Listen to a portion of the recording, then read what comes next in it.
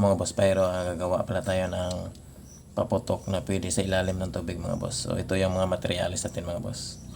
Mayroon tayong flash powder o yung nabili natin kay boss Laguna Pyro. At ito mga boss, yung triangle na papel na panggawa ng plapla mga boss. So paputukin din natin to sa ilalim ng tubig gamit tong ganito na mitsa mga boss. Itong mitsa mga boss.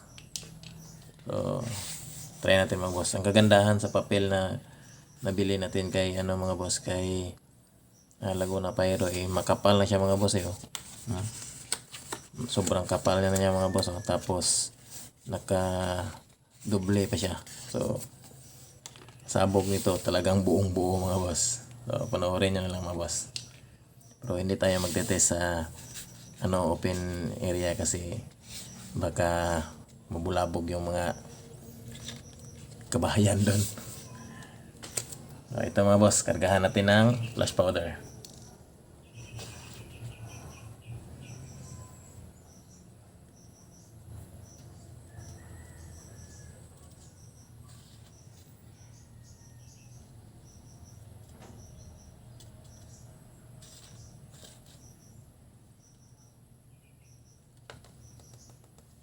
Yan siya mga boss.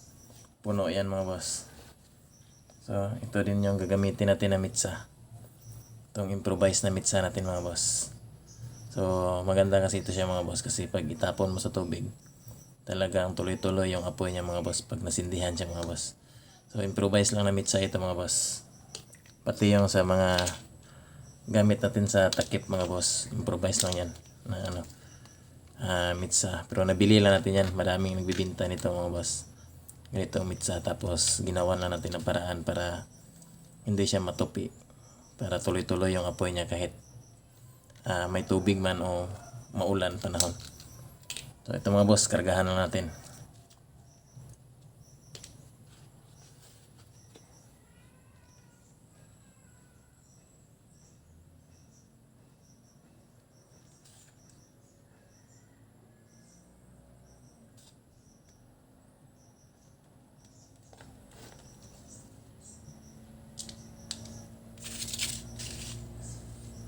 Kaya medyo madaming bumibili ng takip na ganyan mga boss, kasi punong-puno yan siya mga boss. Tingnan nyo mga boss, yan, punong-puno yan ng pulbura mga boss. Kaya yung putok niya mga boss talagang malakas siya mga boss.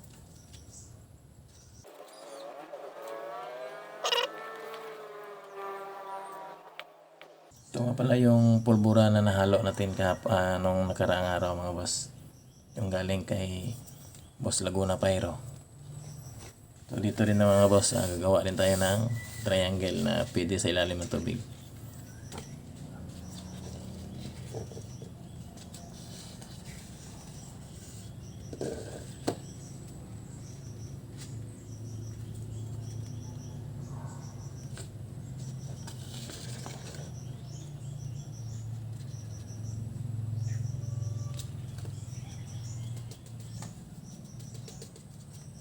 So mga boss, tansya ko mga boss, nasa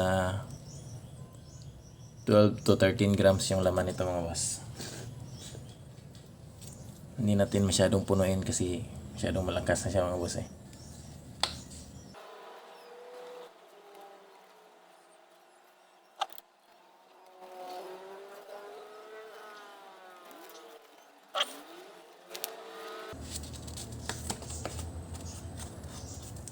Yan siya mga boss. Lalagyan lang natin ng pandikit mga boss. Tapos yung mitsa niya mga boss, yung ganitong mitsa mga boss, hindi yata kita. Ito ganitong mitsa mga boss, lagyan natin ng pandikit na para hindi siya matupi, tapos tuloy-tuloy yung apoy niya sa ilalim ng tubig. So abangan nyo mga boss, susubukan natin to. So ito na siya mga boss, may pandikit na siya, tapos nalagyan na natin ng yung mitsa niya mga boss, yung para hindi siya mayupi mga boss. So patigasin lang natin mga boss.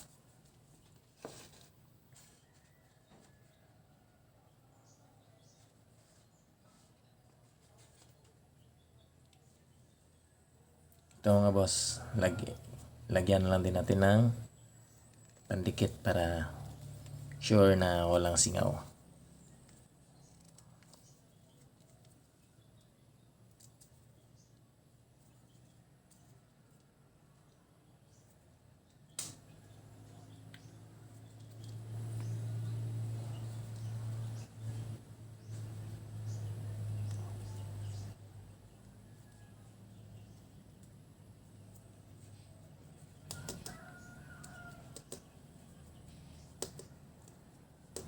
At ito mga boss, lagyan lang din natin ng pandikit. So, abangan nyo na lang mamaya mga boss. Test natin to. So, ito na siya mga boss Pyro. So, lagyan lang natin ng pabigat mga boss para talagang sa ilalim niya ng tubig puputok. So, ayan siya mga boss. Oh. Testing natin ito mga boss. Lagyan lang natin ng pabigat. Solid yung fuse natin nagawa mga boss. Oh. Improvised fuse.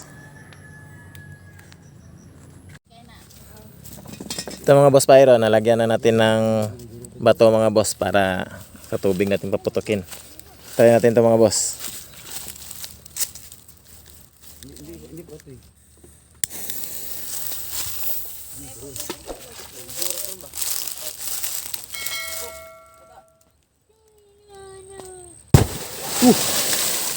Grabe, napakalakas.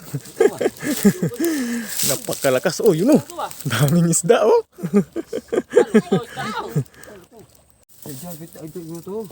Mga boss, triangle. Dapat. Gra.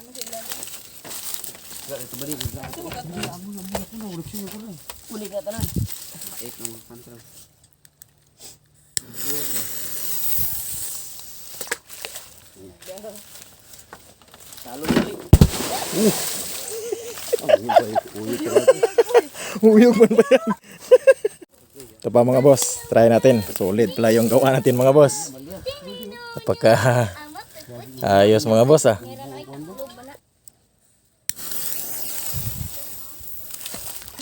Oh, damdalom ba?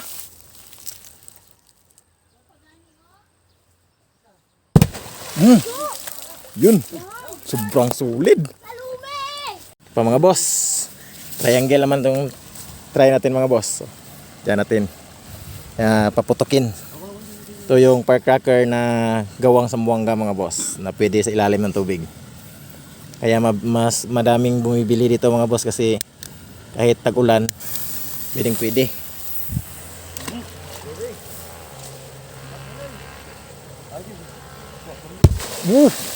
Yun.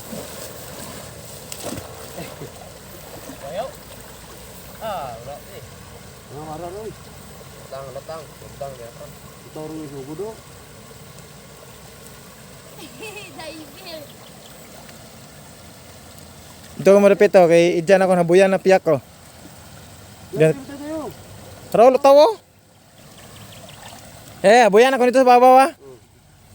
Ito pa mga boss. Jen, diyan lang may sobot sa PJ. Gurami. Karpa. Ha? Karpa, gamay. Hili diyan ka dapit sa boso kay habuyan ako dapit to. Oh, saka mo kay mang urinti tubig ra.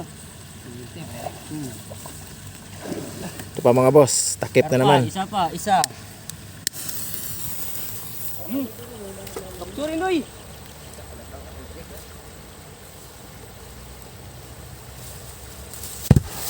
Wah, ayun.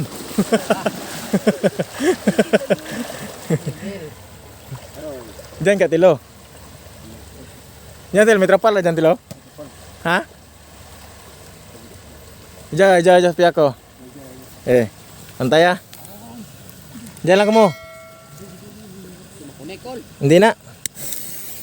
Pinapitel? Diyan?